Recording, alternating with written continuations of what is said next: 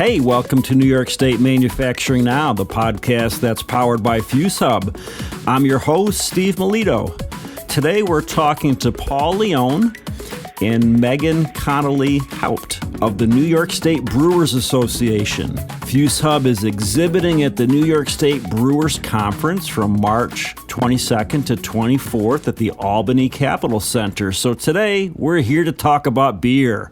Paul and Megan, welcome to the podcast. Hey, thanks for having us. Thank you so much. It's a great honor to have you here. And Paul, let's start with you since you're the executive director. Tell us a little about yourself, if you would. For example, how did you get involved with the New York State Brewers Association, and what did you do beforehand? Wow, it's a long answer, but I'm going to shorten it up real quick for you. I really began my career in baseball. Worked for the National Baseball Hall of Fame for a number of years, and then got into cable television and traveled around the country doing TV shows for a variety of networks. But while doing that, fell in love with craft beer because you travel a lot. And so I had the bright idea to try to write several beer TV shows, pitched a few, and really fell in love with the community. And so I got to a point where television was just not as fun as it used to be, and really looking for a career change. And I just happened to be at the right place at the right time and know the right people. So here I am talking to you, which is makes me the luckiest guy in the world, I got to tell you.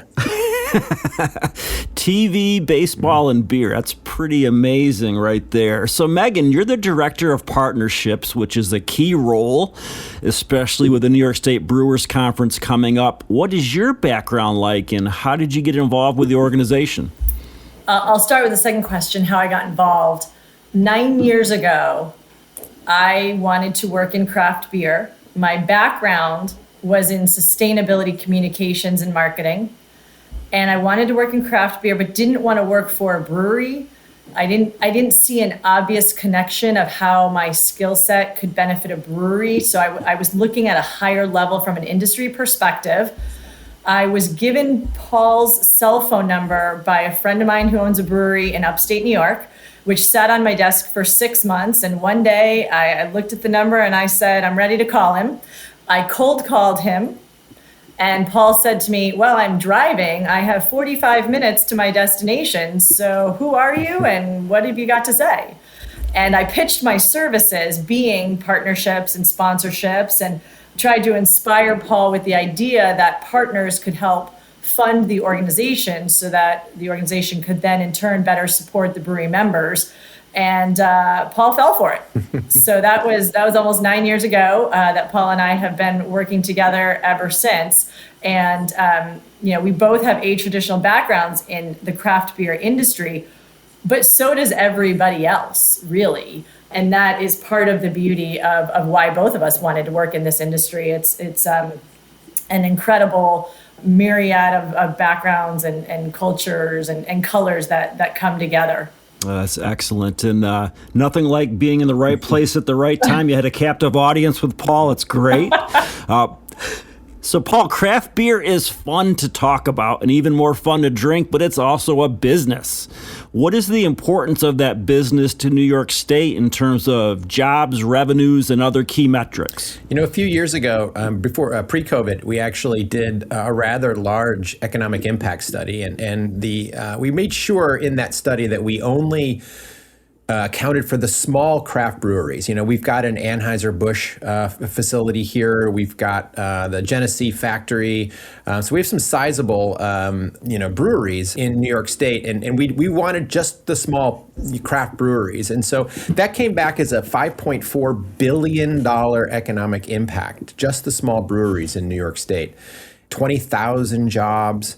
And a lot of revenue coming in for tourism and of all angles. And so we really were shocked and happy by those numbers. I know those numbers probably have changed a little bit since that time because of COVID. Maybe some of the job numbers have gone down. But interestingly enough, there were about 420 breweries when that study was done, and there are 528 now. So we continue to grow. That's excellent. And Megan, let's talk about the companies that are members of the association. How many are there? Where are they located? And is there such a thing as a typical member? And I got the sense from you that there's not. So this is fun. Correct. There's not. So as Paul said, we have 528 breweries. But when we think about the New York craft beer community, we include the consumers and we include what we consider what we call allied members. Allied members are a critical pillar of that community. And the allies are really any business that wants to do business with breweries. So you look at ingredient suppliers, equipment manufacturers, law firms, accounting firms, anyone that will serve a brewery through a product or service basically qualifies as an allied member. Here in New York, we have about 150 allied members throughout 26 different industries. And the way that I look at my role is really twofold. One is that I work to gather resources and share those with the breweries so that they're not spending hours Googling a new accountant or the latest hops. We kind of feed those resources directly to our brewery members.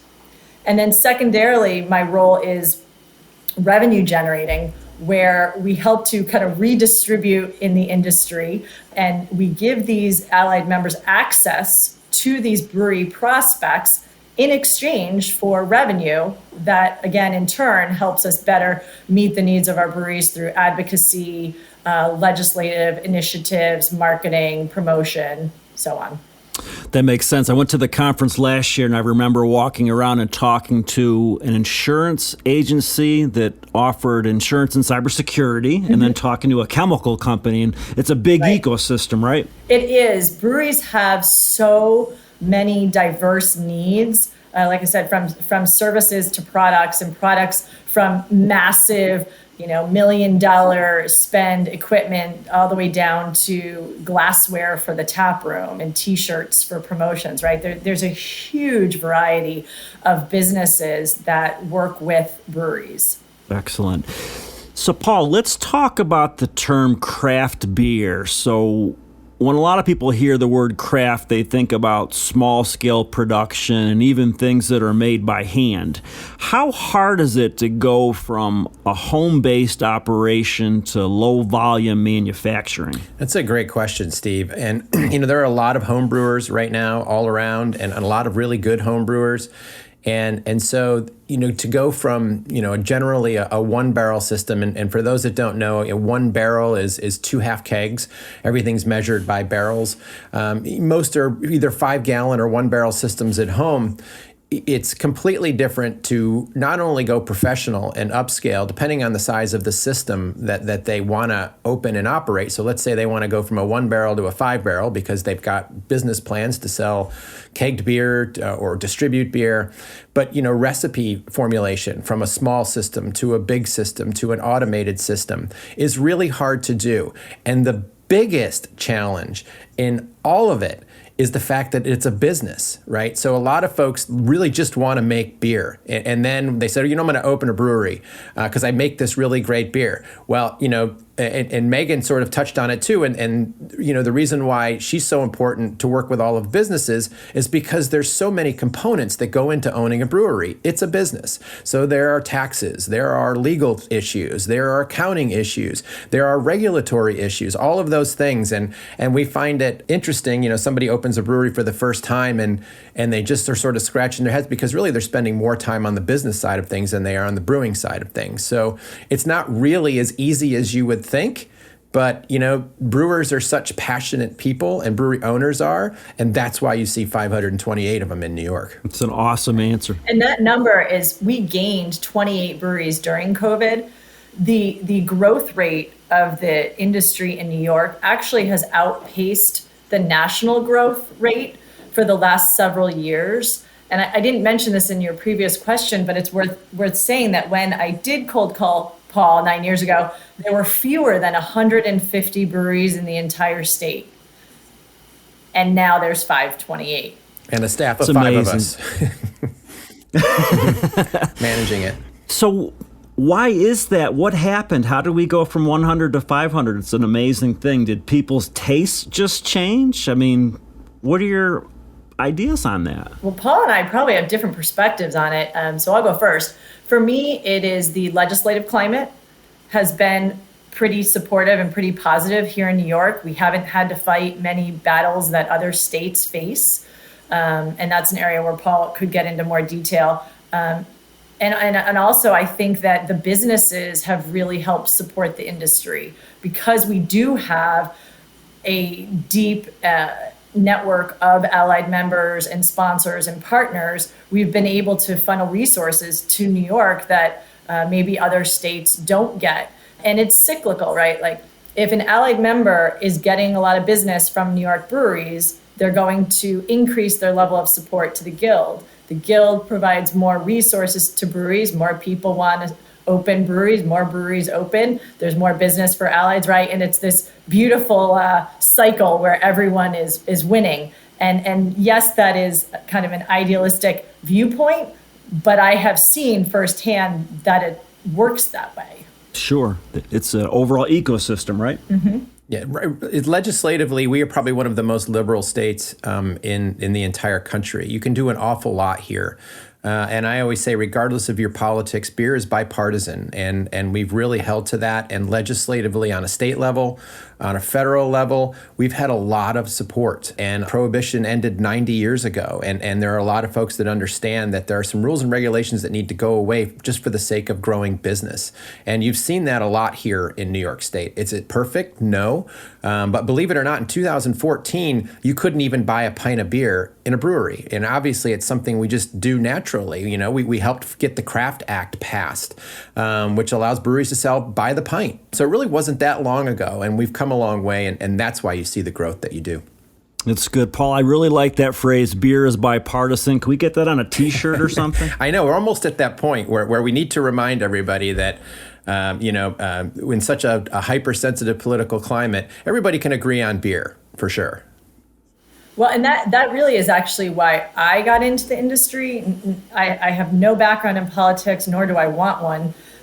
But for me, craft beer is really a conduit to a conversation. And conversations are what build community. So, coming home from college, walking in the front door, my dad would be standing there saying to me, "What are you having to drink?"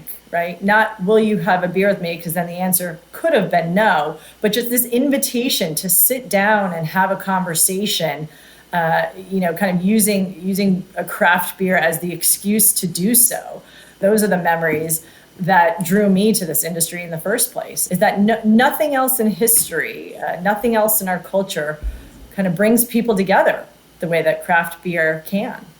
And bringing people together is a big part of your big event that's coming up, the New York State Brewers Conference. And Megan, all companies need to overcome barriers to growth. But what are some of the obstacles that brewers face, and how can the conference help them get the information they need?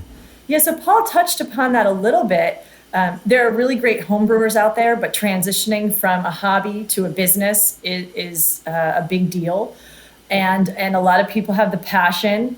They're very smart people. I will say in all the industries I've worked in my 30-year marketing career, I've never been part of an industry with so many smart, motivated people before. It's a matter of all the business pieces, right?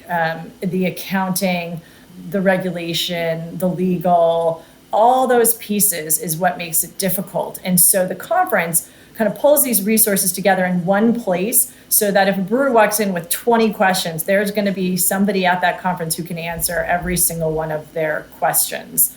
It is the premier event for our industry. It is the single biggest opportunity for allied members to do business with breweries. And it's the single biggest opportunity for breweries to kind of get everything they need in one place. And every year we survey conference attendees. We ask, did you meet someone with whom you are planning on doing business? And I'm really proud to say that every year, 100% of survey respondents answer yes. So that makes the conference worthwhile to us. And another interesting statistic is when we survey our brewery members and ask them about the allied side of things, 80% consistently say that they look to whether or not a company is an allied member when deciding whether or not to do business with them. So in New York, what we see is that the breweries want to and understand the value of supporting those companies that are giving back. And so the conference pulls it all together. Again, I talk about here in New York, it's not three distinct divisions. It is a single community of businesses, which include the breweries. Excellent. That's why I hope that we get to listen to this podcast, not just the brewers, but companies who could potentially serve the industry as allies and get them keyed into the fact that you've got something great to offer. Paul, what are some other highlights of the New York State Brewers Conference? I want to ask you about the length because it's a multi-day event, and at Fuse Hub, when we have a half-day event, sometimes we'll hear from people, I can't be away from the office that long, or I can't get out of the factory floor. Do you need to be there all 3 days? What do you get out of it? The brewing industry is really unique, and the conference is, believe it or not, just very specifically designed to meet a lot of things. And Megan sort of just touched on a lot of it. But really, the brewing industry is unique because there's a lot of camaraderie and collaboration, and there's a lot of thirst for knowledge. And so the way we've designed this conference is you're going to get, education's a huge part of it, and you're going to have 2 days of that. Brewers are really want to learn more. Believe it or not, if we have a session on the anything technical, especially like about yeast, it's going to be the most crowded seminar. They're just a thirst for knowledge. But what's unique about the brewing industry also is we want to bring everybody together for a few days, and it gets them out of their little breweries or their whatever it is wherever they're living, and they get to see what everybody else is doing. They get to have broader conversations, and you can't do that in a half a day. You really need to do it through a couple of days, and we do it during the week, so it really doesn't interfere on their weekends too much. We try to get them home by Saturday morning. But it's the networking, it's the education, it's the connections to businesses and industries they might not know about and might not realize that they need from a business side of it. So really the 2 full days, which then we cap off with our competition award ceremony, which again goes back to the camaraderie networking piece of it. It's all carefully designed, and you really couldn't do it less than 2 days. I think the year that everybody was snowed in, when the conference was at the Desmond Hotel, we all got snowed in for 3 days. I think there was more business done in those 3 days than the entire rest of the year. At a captive audience. So Megan, is it too late to sign up for the conference? Say, for example, you make steel tanks and you're out in the Mohawk Valley or the Southern Tier. Is it too late to sign up? Absolutely not too late to sign up. And we really do encourage as many allied members and breweries as possible to attend. Here in New York, we're really conscious of that split, that ratio of breweries to non-breweries, because we want it to be as rich of an experience for everyone in attendance as possible. So we monitor that number closely, and we make sure that a minimum of 50% of conference attendees are brewery representatives. And right now we are at exactly 50%. Last year we were able to get to 58%. So breweries are always the last to register for the conference. So we do expect to go up from the 50%. But any company at all that is interested or does currently do business with breweries here in New York State should really, really consider attending. The fees are very low, both for allieds and for the breweries. Because of the generous support that we receive from the conference sponsors, we were able to keep the fee the same for brewers. And actually last year we dropped the fee. So it's only $199 for the first brewery representative and $179 for every other. That includes most of the meals. That includes the trade show floor, of which we have 105 exhibitors. That includes the 2 keynotes, the 40 breakout sessions, the cocktail parties and happy hours, live music, and pretty much everything. And then for the allied members, the exhibit hall is closed. It sells out every year, pretty much by December. We do the call for abstracts in August. We open the exhibit hall in September. It sells out very quickly. But whether or not a company is able to get in the exhibit hall, they should plan on being there, and we'll have undoubtedly a fantastic experience. And it is a good time for sure. I will be there on the last day. The Fuse Hub team will be there sort of in rotations throughout the week, and we look forward to it. How many trade shows have you been to where you have beer from all day long? Just grab a beer. Come on. How fun can that be? It is the best. I was on a panel last year and I was drinking a beer. Oh, I just said that out loud. Now it's part of posterity, but I think that you're supposed to do that when you go to this event. Walk. That's right, Steve. Well, a lot of these allied members go to several state conferences. There's a couple others in the country that are also fantastic.